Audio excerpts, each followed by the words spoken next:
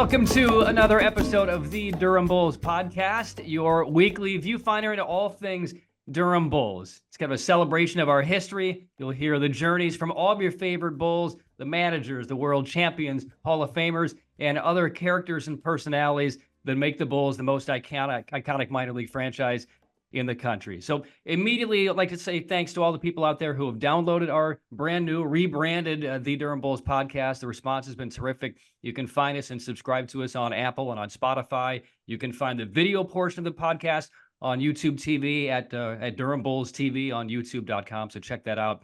We're thankful to all of you, and we're just getting started. So the theme music you heard coming in, let's give a little shout out Charlie Montoya on Montoya Rocks. That's he and his agent, so we'll be hearing that as our theme music moving forward. You can find that as well on Apple, Spotify, and I believe Amazon as well. So, all right, so let's get to today's special guest on the Durham Bulls podcast. So 1 year ago, he was hired away from the Lansing Lugnuts to be the new captain that steers the ship of the Durham Bulls over the course of the year. And undeniably, he is the biggest Central Michigan Chippewa fan in the Triangle. It's the general manager of the Durham Bulls, Tyler Parsons. Hey, Tyler. Welcome. Happy to be here, Patrick. Thanks for the great intro. And yeah, I use this as when I was talking to a group the other day, I said, there's a lot of rivalries here in the Triangle, but there's not a lot of trash talk towards Central Michigan here. So I definitely avoid some of that. Is there a Central Michigan alumni club out here in the Triangle? I only ask because I ran the Northwestern Alumni Club because I found out there was one when I moved out here. Is there a CMU club? There is, and they actually they came to a game last year and rented out a suite, and we're here to show some support for me and the Durham Bulls. So that was really, really cool. And fire up Chips forever, and obviously love Central Michigan. And my claim to fame with this is that I married a Western Michigan alum who was the biggest rival of Central Michigan. So we are a house divided with Central Michigan and Western Michigan. Although I'm guessing there's not a lot of people in the area here that know about that rivalry. So I would bet, because we see a lot of the kind of house divided flags in front of homes, right? Carolina Duke, Carolina State, Wake Forest and Duke, and et cetera. I'm guessing there aren't many companies that make a house divided CMU, WMU flag, is there? And if they do, you probably have that one. Yeah, I mean, I'm sure it exists somewhere, but yeah, I can't imagine they're massively hot sellers if you're comparing it to like UNC and Duke and stuff. But still a hot rivalry, obviously. But yeah, certainly a little bit quieter here in the Triangle. All right, so we have a lot of topics to cover. Some you're expecting, some I guarantee you're not expecting. So let's get the baseball portion of it out of the way. So before we get into your history of how you your journey across professional baseball through the CPL and the Midwest League and some others, where did your passion for baseball begin? Because football was more your background, right, growing up? Yeah, I mean, football was kind of where my overall background and direction started off at. Both on the team side and on the media side there a little bit, but really what drew me to baseball is I kept getting more and more acclimated to the business side of sports, and really baseball to me, and really minor league baseball more so than anything to me, has always kind of been the perfect marriage between sports and entertainment, right? Like you get a chance to still have that competitive piece. There's still a winner and a loser. There's still all that is driving in the fact, but we get to do some of the fun stuff and the creative stuff, and really, really try and move the needle with fun promotions and marketing gimmicks. And really it's about the atmosphere, not as much the wins and losses. Hey, we love to win. We hate to lose. We're never going to apologize for winning. At our level, there's only so much control and effect you have on obviously the roster and the players who are here and the coaches and all that goes into that. What we can control really is the atmosphere and making sure people have a great time here day in and day out. And yeah, it certainly is beneficial sometimes to, hey, if we get beat, I don't get a ton of phone calls about, hey, you need to do this or that, like you have at the higher levels or at the collegiate levels. So to me, that was just always that perfect marriage, and really what led me into minor league baseball as an industry. And I've been stuck here ever since and love every bit of it. Yeah. So for our fans who may not know exactly what the job description of the general manager of a minor league team, even though it's AAA for the Rays, but a minor league team looks like, you're not the one out there signing players to contracts. You're not making promotions or demotions to AA or up to Tampa Bay. Can you give them a little glimpse as to what your day-to-day looks like off season and then during the season, because it's much different? 100%. And that's a great segue. I get so many people that reach out to me, especially college students, thinking they see the title general manager, thinking that I'm, Billy Bean here on the phone making trades and doing all this. And thankfully for the Durham Bulls and every team I've been a part of, I am as far away from those decisions as possible. And I'll let people a lot smarter in the baseball world make those decisions. But really in my world as a general manager of the Durham Bulls, my direct oversight is the business operations side of things. So that's going to be, ticket sales, marketing, food and beverage, sponsorship sales, retail, anything that is driving revenue or is a facet of our overall operation for the fan experience here. And then I also kind of serve as our team liaison with our major league affiliate with the Rays, and obviously here. So that's working through things like travel and when players get here and meals and stuff like that. Anything we can do to possibly make this the best home for these players while they're here on their journey in professional baseball. And I think that's something that a lot of the people who don't work, and this is not their lifeblood, don't work day to day, year to year in the organization, understands about minor league baseball. Most of the full-time jobs, whether you're in Clinton, where I started, or Kane County, or Lansing, or here with the Bulls, most of the full-timers are responsible for some type of stream of income. Whether Yes. it's sales, whether it's sponsorship or tickets or souvenirs, or you group outings, you name it. I know I was an awful salesman when I started in minor league baseball all those years ago, but I learned how. How did you learn how to sell? Because there aren't a whole lot of training seminars on how to do it, and selling minor league baseball is much different anyway than selling, computers at Best Buy. Yeah, it is. And it's I think year in and year out too, some of those duties and those revenue streams can change too. I love selling. I've really loved it since I was in the collegiate level and kind of doing it. And really for me, it was trying to soak up as much information and expertise as I could from people around me and, having some great mentors in that area. But a lot of it too, I tell people when I go speak to classes that, selling a lot of it is just being likable, right? It's just Absolutely. being somebody that somebody else wants to make a transaction with. And, it's just being genuine. It's being likable. And a lot of the other pieces there you can develop and learn. But if you start there with your core principles and hey, I'm going to be sociable, I'm going to be likable, I'm going to be somebody that people enjoy talking to, and they don't leave that conversation thinking this is strictly transactional, then that's a great place to start, and you can really build a foundation from that. And you were a better salesperson than you're giving yourself credit for. I've heard a lot of good compliments so far. I mean, we've got deals that you sold that are still on the books here. It's not because I was smartly using the Scarborough data. I was not a data point driven sales guy, but it was more personality and more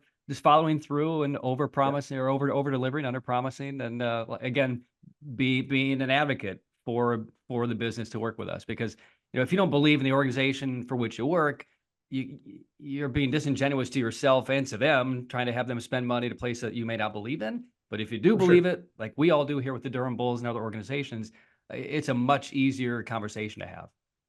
It is. Now, I think we, are selling too, and overall selling can be different. We tell people all the time, hey, when you call from the Durham Bulls, people want to talk to us. They're interested. They're invested in the Bulls.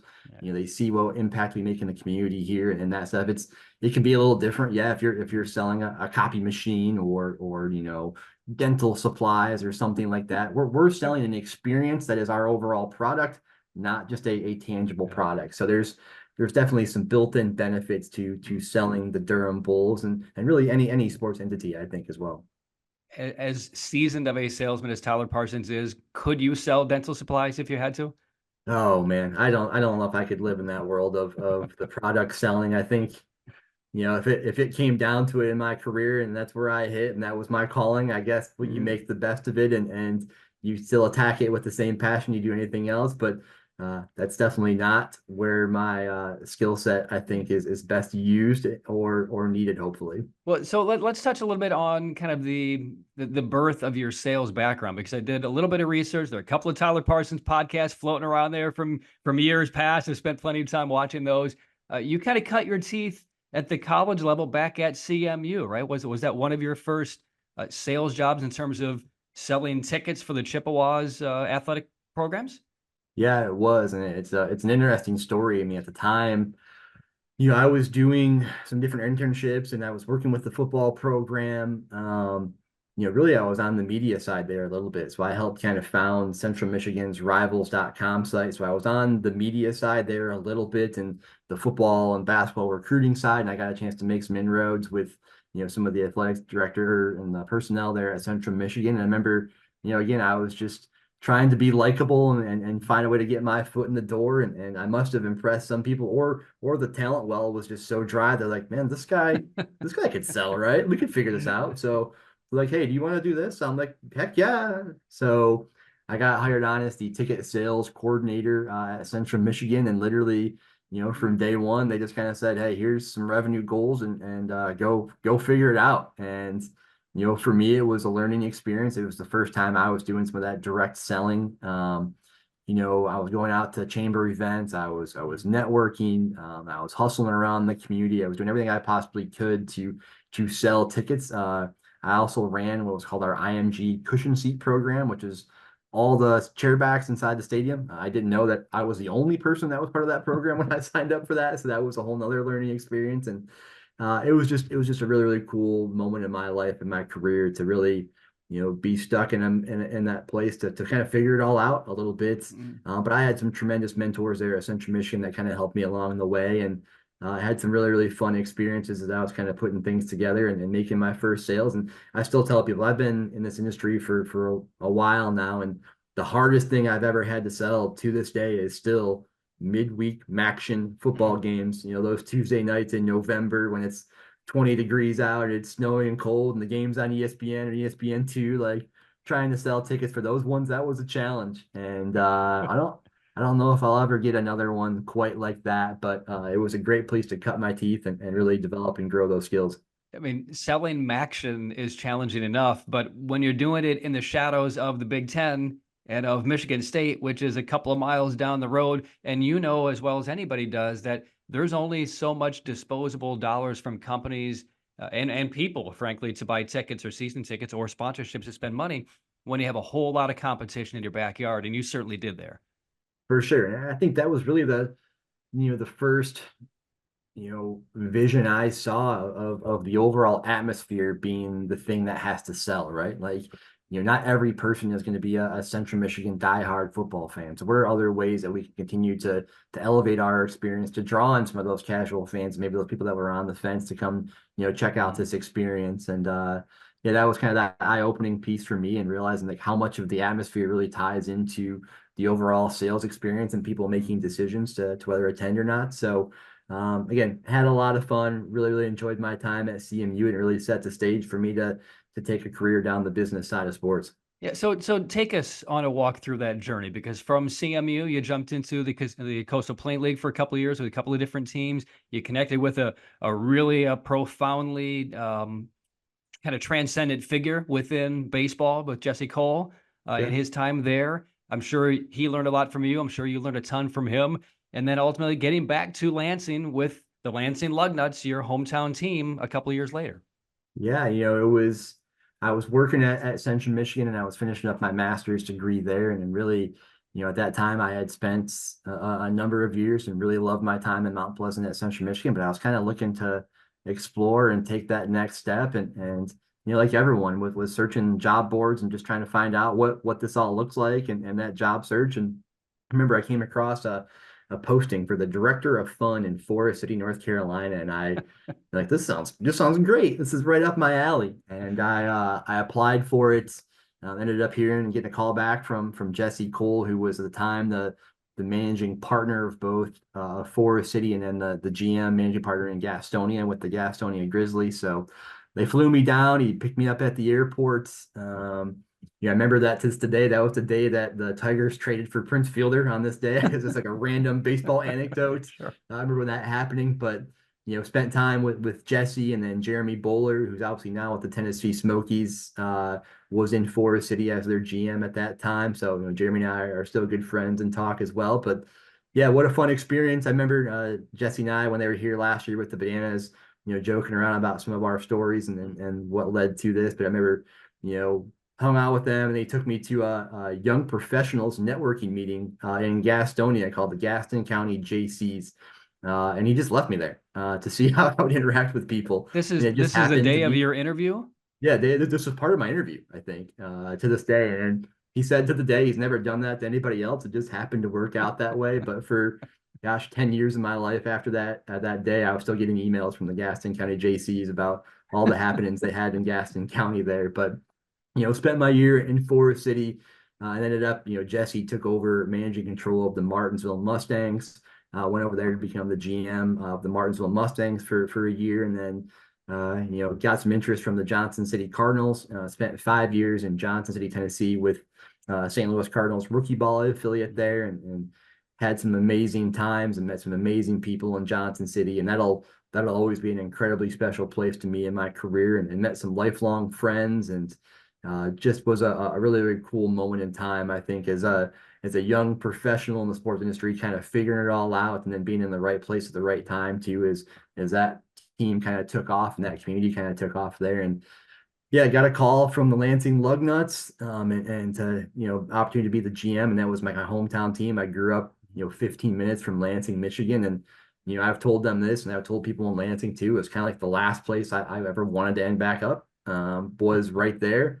Cause I kind of had spread my wings and gotten away from it. But I remember talking to some people, and like, hey, like the opportunity to go run your hometown team, like how many people get a chance to do that? And actually was the first like homegrown GM in Lugnuts history, and put some roots down there in Lansing. Obviously, it was 15 minutes from home, and friends and family and stuff. And my wife, met my wife there, had our first daughter, and basically kind of told her, hey, if I'm going to stay in minor league baseball, there's really only three teams that if they ever called that I'd be interested in. And Durham was number one, and just incredibly blessed that it worked out, and get a call from Mike Birling, and here I am now in Durham, and soaking up all this knowledge from him and all the great people we have here in Durham, from the Goodmans all the way down. And it's been an incredible first year now, and excited to get year number 2 started. All right, so a lot of offshoots. What a great answer from what you just mentioned. I asked Ryan Stanek when he was on the show a couple of weeks ago about how he met his wife, and it's kind of a dangerous question because I didn't know the answer to it.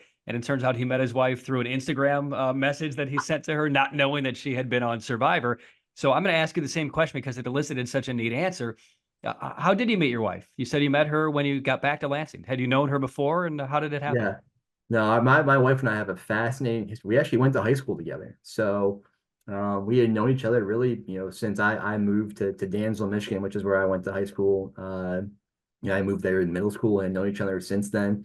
Again, we were friends. We went to rival schools and colleges, and when I moved back, just kind of connected, and it kind of hit it off from there. And we never dated in high school. There was no prior relationship.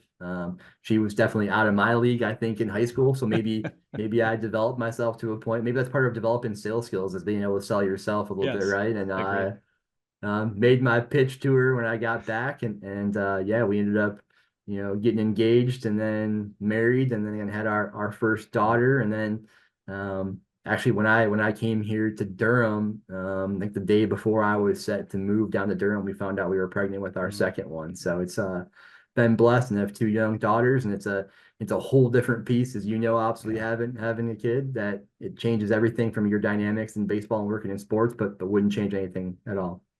So what was the first date pitch? Because I remember with the first date pitch with my wife, was getting ready to go on a first date. Northwestern was playing in a bowl game, and I was running the Northwestern Alumni Association here in the Triangle. And I thought it'd be a neat way to get to know her. And he was playing in a New Year's Eve bowl game, and all my friends are there. And it was a hard no, fast no. I don't want to meet 18 of your friends and watch a football game on our first date. So what was your pitch? Because mine failed awfully. Yeah, so mine was kind of like a slow buildup. Like we were kind of hanging out, and really, doing some social things together. And that was kind of me, feeling it out a little bit, and seeing what the possibilities were. Then I think we went to, again, talk about home field advantage and playing to your strengths here. I think I took her to a baseball game with the Tigers. Okay. And that was kind of when I made my move. It was either a Tigers or a Red Wings game that we did from a sporting event standpoint. And I figured I could try to show her how smart I was about sports, and that might impress her. And I don't think that worked at all, but it ended up working out all in the end, I think. So you mentioned you grew up just outside of Lansing, that being your hometown team. I did a little bit of digging on Dansville, Michigan, because I've worked in sports for such a long time. I feel like I feel like I know basically every city, every mid-major city, every small town and village in America because of some type of connection to sports. I had never heard of Dansville, Michigan. And let me just open up the floor and tell me and tell us about Dansville, Michigan, because you could probably mention everybody who lives in Dansville, Michigan in the next 30 seconds, couldn't you? It's a small, Yeah, small and town. there's not much to it, and I don't mean that in a negative way. Obviously, I love Dansville and grew up there, but it's a small community. I think it's technically a village. I don't even know if it counts as a town. Hmm. But went to school there, and a lot of my family actually grew up in Mason, which was a little bit larger town city, I guess, adjacent to Dansville. But yeah, I mean our graduating class when I was there, I think we were 68 kids was our graduating class when I was a senior, and a small community, but a tight knit community. Yeah, and you kind of grow up knowing all your neighbors and knowing everybody in there. And I think what was kind of unique about Dansville too is because it was such a small community, you kind of become friends and have social circles with a lot of the schools around you. Hmm. So we had a lot of different friends from different schools, and even though you're competing in different sports and whatnot, we kind of all hung out and went to the same parties and all that kind of stuff. And it was fun. Yeah, growing up in Dansville, and I don't think it's grown much since I left, and I don't think it grew much No. prior to that.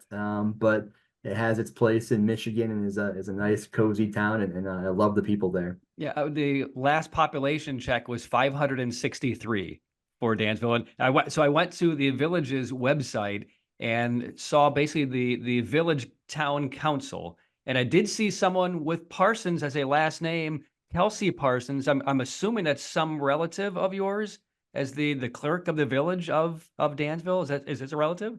It's not, but it's ironically that's the name of my wife. So I wonder if she's got a side gig going on that I Well, don't even know about. It well, could well, be, this right? person when he clicked on a whole bunch of icons on the left-hand side of the business petitions or zoning questions, and there's another link, a hyperlink to cemetery for Dansville. Okay. And when you click on the cemetery, Kelsey Parsons' name comes up as the contact. So if it's not a relative, then you might have an inside track to a premier plot if that's I if love that's it. what you have in mind down the If I road. learned one thing from this podcast today, it's that hey, I might have a designated plot if I want to get back to Dansville. That's where to put me in the ground, back in Aggie land. All right, so let's jump now then to the conversation with the Durham Bulls that brought you here a little more than a year ago. So walk us through the story of how it all transpired, because Mike Birling had been here 20 plus years, and he came from a Midwest League team just like you did, the Wisconsin Timber Rattlers. And how did he hear about the opening? And I guess maybe the larger question is, you mentioned the Bulls were one of three teams that you would entertain coming to if an opening ever occurred.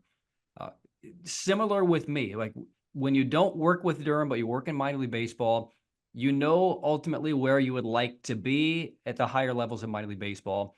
Everybody, broadcasters especially, aspired to get to Durham on their way to the big leagues, but they wanted to work for the Bulls. And clearly it would only happen for a couple of people over our generation. So it was always a destination spot for me. And it's a destination spot really for so many of kind of the high aspiring people who want to work in professional baseball. Why was it? How much did you know about the Bulls during your time at Johnson City, during your time in Lansing, before even the Bulls opening occurred? Yeah, I think Durham and I've told everyone through this that this will and always will be to me the premier and iconic franchise in minor league baseball. And yeah, when you think of minor league baseball, you think of the Durham Bulls. But I also think, and this too from our mentality here, that we try to treat ourselves as the 31st Major League Yeah. Baseball club, and I think that's how we view it internally. But that's how I think the public also views it, and our peers in the industry as well. So to me, again, it was always a destination spot. I mean, you said Mike had been here 25 years. Obviously, he's still here, but in that sense, like you always think about those possibilities, but it's also kind of like there just hasn't been many GMs in history, and it's quite frankly not something that opens a lot.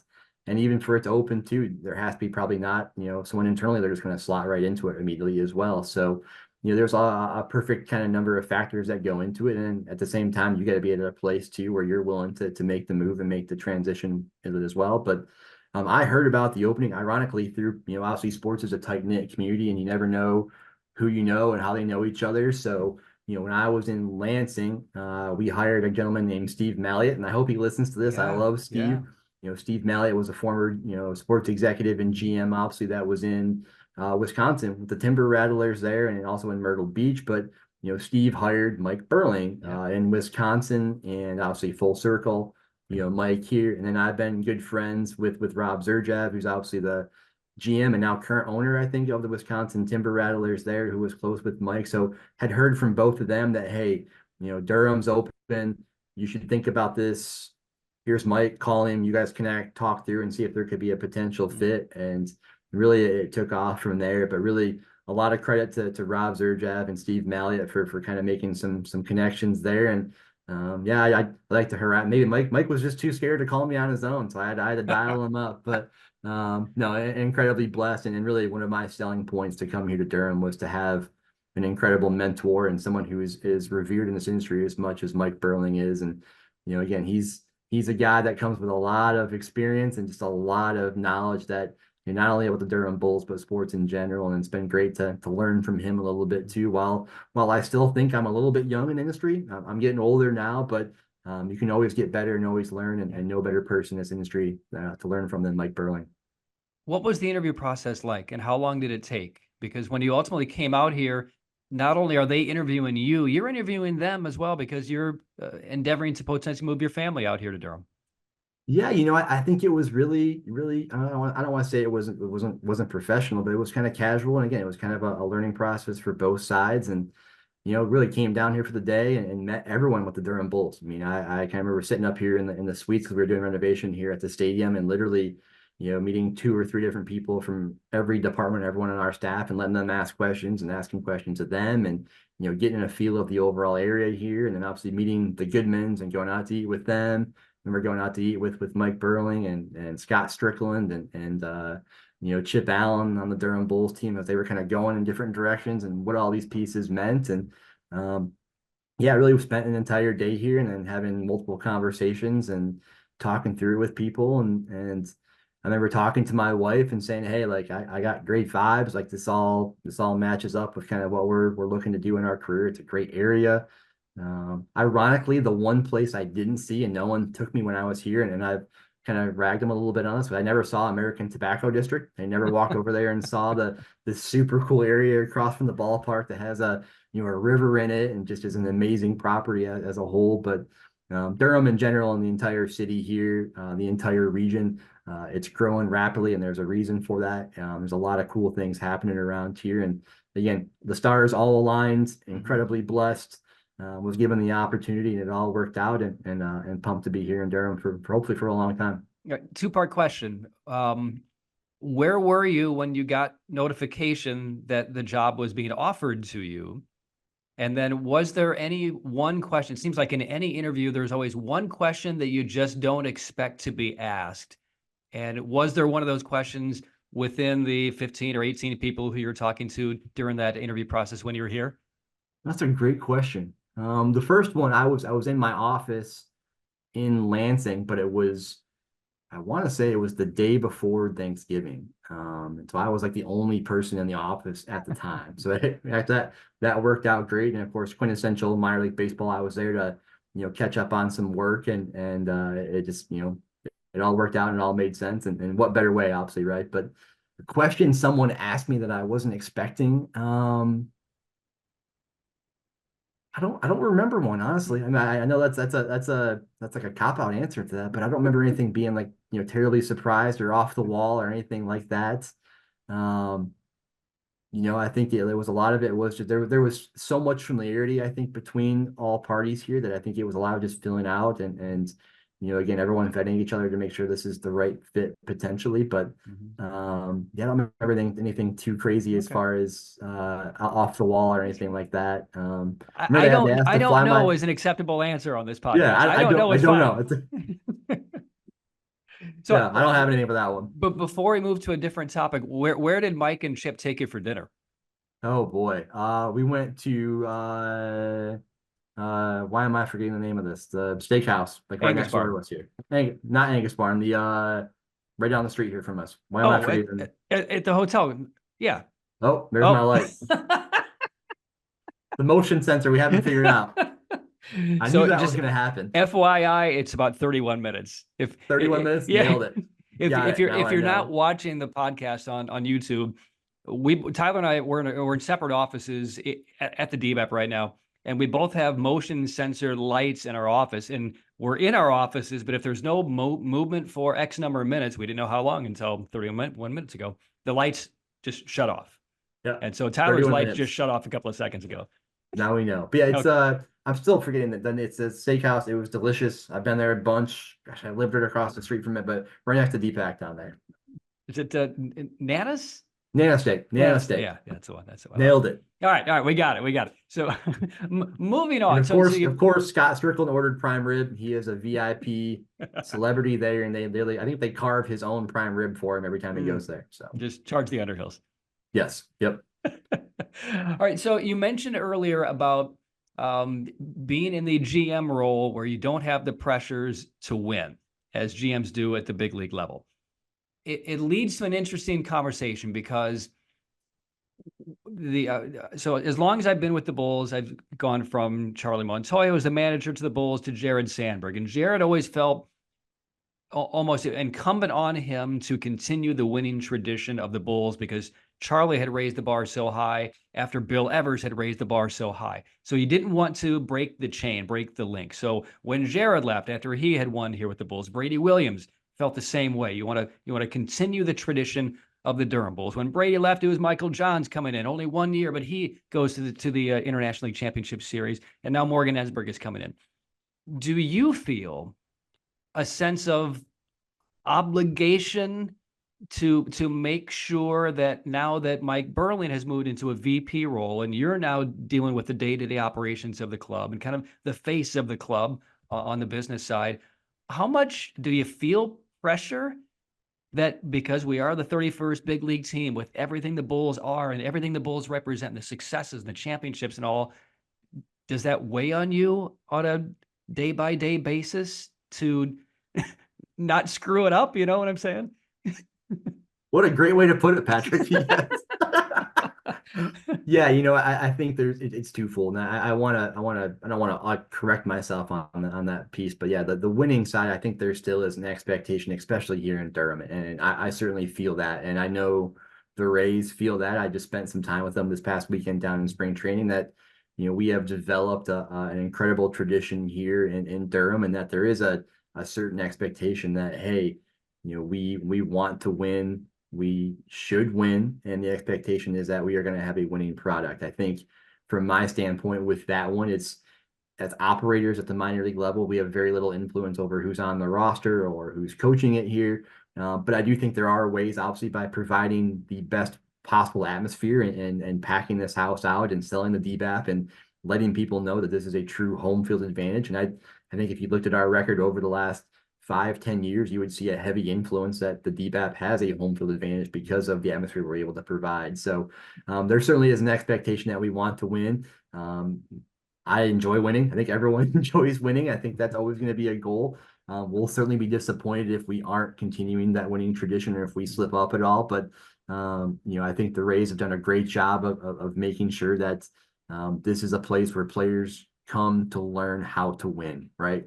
There's a certain value in from that, just learning how to win, from that becoming the expectation before you get to the big league level. And I think the Rays would probably tell you that, hey, when you have players that come through there in Durham and really through their entire minor league system, that if you learn to win, you learn that winning is the expectation, that becomes the expectation itself. And that will translate over to the major league level. So we have a lot of faith and a lot of trust in the Rays that they'll continue to do that, and they've been great partners here since they've been in Durham. But as far as expectations and not screwing things up, of course, I mean, you wouldn't be human if you didn't. I think I told people when I came here to Durham that Durham was doing just fine without Tyler Parsons here. Like they had been doing just great. So my goal was to not screw things up and to keep this ship going right. And there is expectations that come with that as well on the business side, and I think that's a priority, and that's what just drives me each and every day to make sure that we're not only keeping Durham where it's been, but how can we keep growing this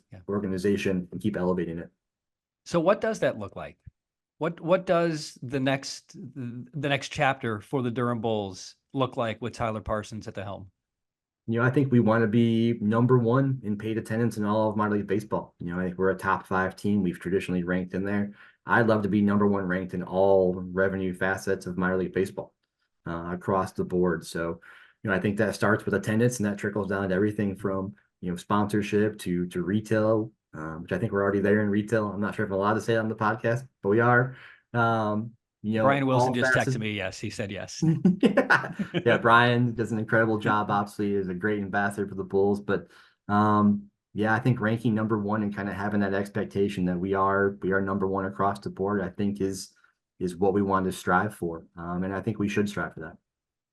So what you were hired a little over a year ago, you went through almost one entire full calendar cycle with the Bulls.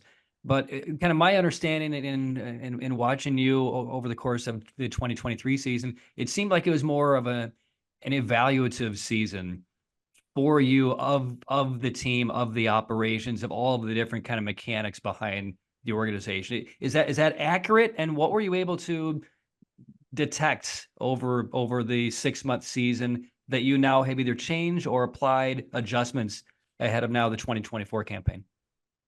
Yeah, it was an interesting year. I think it was very fluid. I think myself and Crystal Rao on our team here, who's our AGM of sales and marketing, both started right around the same time, which we were, really became in that first week of January. So you have, really about a 2.5 month lead up to kind of learn everything before we hit the ground running with the Bulls season. So for me, it was kind of fluid, and that was, known coming into this, that this role could change and vary depending on the personnel we have and kind of what makes sense at any given point in time. So, I think that's where that background and experiences in minor league baseball is just being able to pinch it anywhere in our overall operation and help out. And I know that's cheesy to use a baseball pun in there, but why not, right? So yeah, maybe about halfway through the year, also we had Nick Babin that was here, who was leading our sponsorship team. It was kind of known that he was here going to be, short term, and he was shifting over and going overseas with his family. So, at that point, about really in mid-June, I kind of took over as the head of our sponsorship team here. Obviously, we've had some different personnel that have kind of shifted and moved around, not only with the Bulls, but all of our CBC properties. And it's really, being able to fill those holes and kind of evolve and develop our overall operation, really any given month, any given week, any given year to maximize the strengths of everyone that we have here on our staff. But also you got to look at yourself individually too, and what are the areas and places that right now, currently, I can help the operation the best, and that might change and look different each month and each year as well. We invoked Mike Birling's name a couple of times already over this podcast. We're sitting with Tyler Parsons, the GM of the Durham Bulls, and he, like you, with his wife Amy, raised a couple of kids, young kids, while he was the general manager of the Durham Bulls back in the early 2000s. You're about to embark on the same thing with a 2-year-old and a 5 or 6 month old now. Is that correct? Correct. Yep. So how do you regulate that, knowing that when the season hits, you're talking 16, 18-hour days, 7, 8 days in a row with family? You talk about work-life balance. That's kind of the buzz phrase for a lot of us. How does Tyler Parsons manage the work-life balance as a dad of 2 kids? That's a great question. I don't know if I have that quite figured out yet, and I don't know if anyone will ever truly say they have that piece figured out. And that's another part of overall day to day that evolves. I mean, it starts off with everyone. My wife is a true saint in that sense, and that I would not have the opportunities that I have right now with the Durham Bulls or in any sports profession right now without my wife. So she has taken on the lion's share of raising our 2 children right now, and really paused her career in education to kind of do that. She's an incredible mother. She's an incredible wife and an incredible individual that has afforded us these opportunities. So it starts there. Obviously, she's taken on, again, that larger burden as I'm in baseball here. But, again, I think as you have kids and I've got 2 now, and I think it's different than when I had 1, and probably would be different if I had more than 2. And anyone who's out there and any crazies that have more than 5, I don't know how you do it. But it just forces you to change your day to day. I've told people it's since I've had my second one, it's forced me to be a lot more efficient with my time day to day than maybe I had before. Just knowing that you have those windows and those pockets that you want to take advantage of with your wife and your kids. So But at the same time, too, it's also about utilizing your industry and your experience and your job as a positive experience for them too. And I'm looking forward to both my daughters being able to grow up around this ballpark here and come here and really enjoy it and see Woolly Bull and come to games and see what dad has to experience here and really, really taking advantage of those moments and not treating that as a taboo piece of our overall operation, that there should be this clear separation. I think part of it's just immersing your families into it a little bit and knowing that this is part of our family culture as well. And that's really exciting to be able to raise your kids around the ballpark and let them share in some of those same experiences that you have working in it. Yeah. Catherine and I have a 2-year-old son, and I know I could answer this next question for the next 30 minutes, but what's your favorite part about being a dad? My favorite part about being a dad is just those little moments that make them happy, right? It's just like, we just got back from an extended weekend down in Disney World, and of course I snuck away for spring training for a day there, but just seeing the way my daughter reacted to seeing Minnie Mouse and Daisy and just those little moments like that, and the pure joy they get in just day-to-day life and the moments you can make and the ways you can impact their happiness. Uh, those pieces right there, however big or however small, are what drives you each and every day. And it's just, yeah, there's just something about being a dad and about being a parent that is hard to describe to people. Because I remember, growing up in this industry and not having any kids and looking at people a little bit differently who had kids. And now I see a whole different perspective now when you are a current parent. So it's just, I think it's those little moments that drive their happiness, which again, that just makes you happy too, right? Not to sound cheesy and cliche, but when your kids are smiling and happy and having a good time, like, you feel good about that. Yeah, you mentioned earlier you felt like maybe you're a little too young to be in a role like this with the Durham Bulls, but clearly that's not the case. But there are a lot of young people who work in our front office now. It's a much different composition of staff from the first time I was a full timer here with the Durham Bulls. That's, to me, been the most notable adjustment to make. So they look up to you. They look up to me. They look up to the others who have devoted their lifetime work to minor league baseball and specifically to the Durham Bulls. So what kind of aid do you see yourself as, an instructor, as almost a professor here? And what type of knowledge are you hoping to convey? And how would you with the young people on our staff as they begin to carve out their careers? Yeah, I think it's just being available for them to ask questions and as they want to learn and soak up knowledge and providing expertise and feedback when you can. I try not to be overbearing in the sense of like, hey, this is what it was like in my day and things like that and going through all that. But if people have questions and there's ways where my past experience or your past experience or any one of our senior level staff or anyone who's been in this industry for a while can share their experience and help someone who's young in the present or in the future of how they want to grow and develop their career. I think it's important to lay out some of our past to show just how you can progress and how you can develop and how you can move up in this industry, and what qualities and what things that made us successful. And sometimes that can be good things to focus on for them as they want to hit certain milestones in their career. But it's just listening to sometimes. I think just hearing them and what challenges they have and knowing that it's different now for them too than it probably was for me and you when we first started out in our careers, and just how much connectivity we have nowadays compared to even when I first started. I was, Mike and I were talking the other day. I mean, when I first started, yeah, I mean, your email wasn't hooked up to your phone. Like, when you left the ballpark, you could get phone calls and text, but there was some clear line of disconnection now. And I think that our young people that are in our industry now don't have that at all. They've grown up completely being connected 24/7, and it's on us as leaders to know what that line is to make sure people still have that proper time to disconnect and still be people outside of working in the Bulls and working in sports here. So yeah, I think it's just kind of being that figure in that way, in any way my experience or any senior level experience or anyone on our staff for that matter can help and share and help grow people. I think that's always beneficial. Yeah, there's a beauty to leadership because there's not one way to do it. You can do it one way, you can do it by example, you can do it by, vocal, you can be a silent leader, all the different kind of facets of leadership. And what's interesting too is my kind of juxtaposition against Mike Birling's time as the GM, and then your first year as the GM for the Durham Bulls. Very different styles.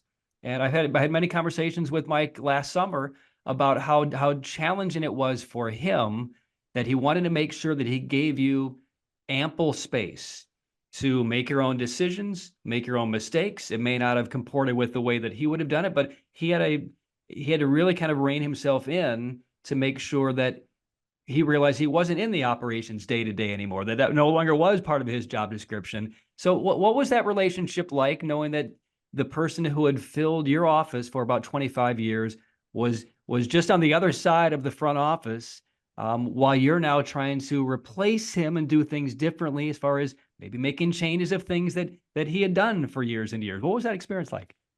That's a great question. I think him and I are we'd probably both be honest. There's still days where we're still trying to figure some of those pieces out. But I came into this with the mindset that that was an advantage, like that, having that person and having him literally across the hall and being able to bounce ideas off of, and to really soak up some of the institutional knowledge and way things have been. It was a benefit to me. It wasn't, trying to come in here and this is my way or the highway in that sense. That was always a benefit to me, and him and I have a great relationship. We certainly butt heads on plenty of things and have a lot of fun back and forth and arguments. And there's times where I think he's dead wrong on stuff, and the way he did things was wrong. And there's times where he thinks what I do is dead wrong, and we shouldn't be doing it that way. And I think for us, it's having that mutual respect to each other and using both those styles and both those mentalities to find the best solutions here for the Durham Bulls, and what makes sense for us moving forward. But he's been great. Again, we've enjoyed a lot of great times. Hopefully we have many, many more here to come. And, he's doing a lot of amazing things with baseball on CBC and continue to grow the Coastal Plain League. But, having him here in this building as a sounding board and to bounce ideas off of, and sometimes just to argue with too. I think you can get a lot of positivity out of, going back and forth, because people are truly passionate about stuff.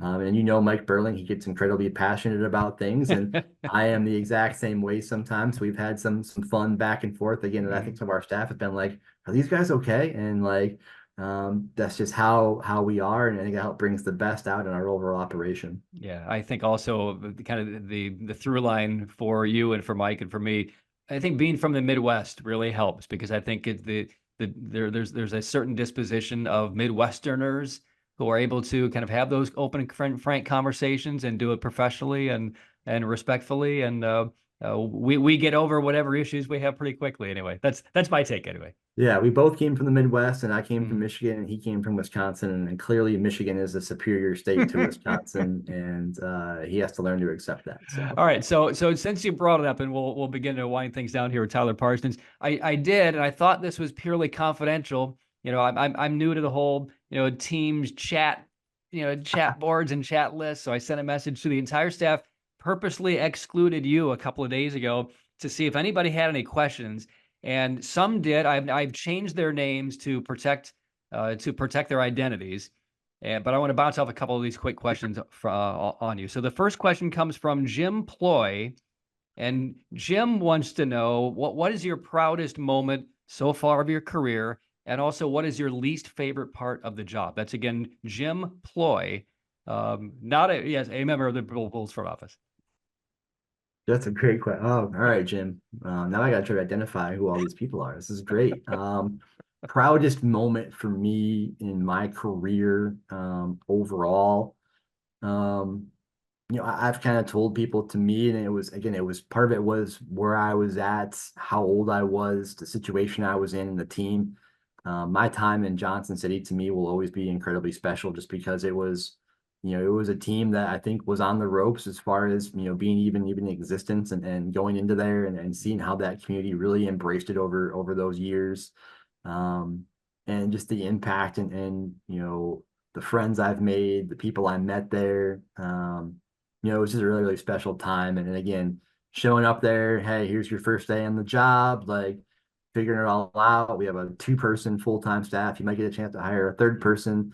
There's $10,000 in the bank account. Like, all right, go figure it out and make this thing work, and bring it back from the dead. And we were able to do that. And again, I met some incredible people there in Johnson City. You know, I left. I think I've got the key to the city from when I left here, Oh, and that was incredibly fun. And you know, having some fun with some of their political leaders there. But that whole experience is something that I think will never get replicated. mm-hmm. And it was just a special time in my career to kind of get thrown in the fire and figure it all out and see if you could do this.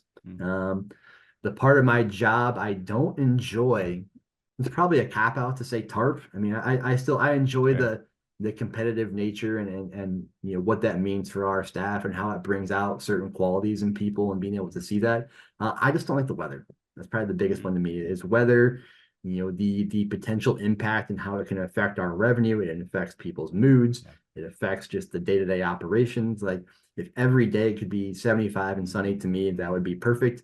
And no, that doesn't mean building a dome. I think you still got to have the outdoor piece, but the weather and the potential impact, not only on our baseball games, but anything we do at this ballpark can be a bummer sometimes. So you brought up that watching or participating in a tarp pull, you can detect qualities or personality traits of people. Like what? What? Most people think they're just out there yanking on a handle, covering the field, and getting wet and getting dirty. But are you evaluating people as well? What kind of things do you pick up from something like that? Yeah, you know, I think with tarp pull, you always identify who's out there, you know, who stopped doing what they're doing, you know, the communication, the teamwork, you know, who's showing up to the late night tarp pulls, the morning tarp pulls, the effort people are given, you know, who are the people that are in the trenches there when that call comes in, right? And yeah, some of it comes down to just pure effort too. I've always joked around that like you see all these advanced metrics and things you have now in baseball and you know, velocity and pitch speed and angle. Like I love to put some bands on everyone here. Let's send some advanced metrics on tarp pull. Like here was your push pull. Here's your average speed. Like let's run some data numbers on that. You know. I like it. I like it. All right. Yeah, but there is something about pulling tarp that is just quintessential to minor league Yeah. baseball and your front office when you're going through that shared experience. I think you just get a chance to see how people respond to adversity and yeah, how they react to it can speak volumes. Yeah, it's a big time bonding experience, no doubt. All right, one of the last questions we have. This one is coming from Bike Sterling, and Bike wants to know if you hold it against your parents that you're a Detroit Lions fan. Oh boy, I knew this one was coming up, and obviously Bike Sterling. You know what a great name there. Blame the parents. Lions have a long and torturous history, I think, and obviously now to have the recent success and be right on the cusp of going to a Super Bowl. I grew up as a Lions fan. I am a diehard Lions fan, and the future looks very, very bright. And you know, I'm glad they are defending NFC North champions over all the other teams that are in that division, including the Green Bay Packers. So. One last question that I have, and I asked this to my wife on our first date, as a matter of fact. And fortunately, I've been in my position to meet some really, really famous and notable people. Most don't. My wife encountered Sir Mix-a-Lot. That's the most famous person. When I ask her who's the most famous person you ever met, Sir Mix-a-Lot is the most famous person she's ever met. Who's the most famous person that Tyler Parsons has ever met? At a baseball game? Anywhere in life. Anywhere. Oh, that's a good question. I would probably it's probably in the baseball. I would probably say Roger Clemens. So we had his son Casey, who played for me when I was in Lansing when we were a Blue Jays affiliate there, and he was in town. So you know, getting a chance to meet and talk with Roger Clemens was pretty cool, and you get a chance to meet a lot of baseball beings. Calvin Johnson as well was really cool. That was not a non-baseball piece there, but I've also met Sir Mix-a-Lot and Vanilla Ice Wow. from a concert standpoint. Do So tell.